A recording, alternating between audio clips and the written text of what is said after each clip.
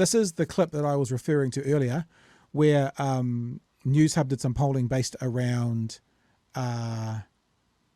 what bloc, left or right, do you trust more? And I was a bit shocked by this. In the Newshub leaders' debate, both leaders were asked, is Winston Peters good or bad for the country? Chris Hipkins. Bad. I don't know him, Paddy. I don't know him well. Everybody knows him. It's Winston Peters. So we put it to the people in our latest Newshub Read research poll. 46.9% said Winston Peters was bad for the country, while 34.1% thought he was good. 19% picked Luxon's answer, don't know. So if you have a look at those numbers, right, National's on maybe 35% at the moment.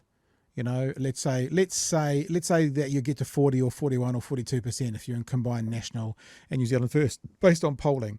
That means there are plenty of people within that voting thing who still don't think he would be good for New Zealand, who think he's bad for New Zealand, statistically speaking, because only 1 in 3 people are saying good.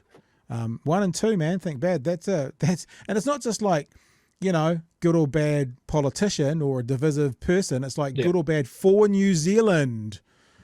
And half of the people say bad for New Zealand. That means for everyone in every aspect of life, everywhere, for all of New Zealand. 10% picked Luxon's answer, don't know.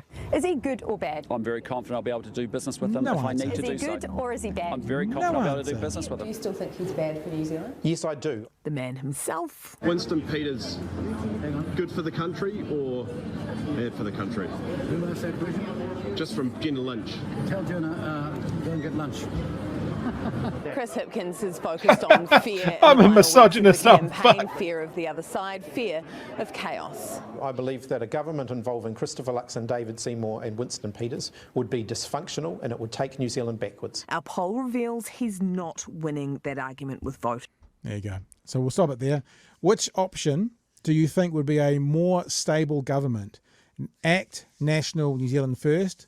48.8% of people think that would be a stable government. Labour, Green, Te Pāti Māori, 41.4%. I honestly, watching high fives in debates, watching how the left get on, like stable government, I guess you could argue even if they hate each other, are they going to run the country well? Maybe, but watching ACT and New Zealand First together, fighting with each other, National pleading people not to vote for Winston Peters after they've ruled him in, I'll admit this is my echo chamber maybe hitting out at me. I don't get that, Chewy. I don't get that at all. No, neither. Fully in the echo chamber here.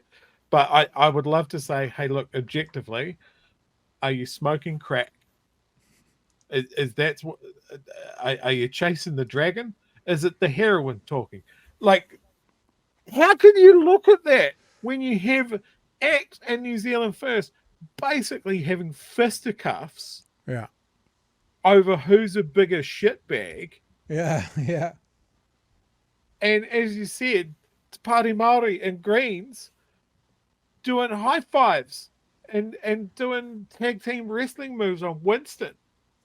Like, I guess the only way are you kidding? The only way the respondents can think about that idea of stability is they're not looking at how the personalities get together. That can be the only way, because if you look at those, obviously those on the left would be more stable, but if you're ignoring their personalities as people and how they carry themselves and going, how would it work at a cabinet table, maybe that's their only justification. I mean, I still don't see that, but that would be the only way you could think that someone could get there. Certainly not by how they work with each other and talk to each other and, you know, abuse each other.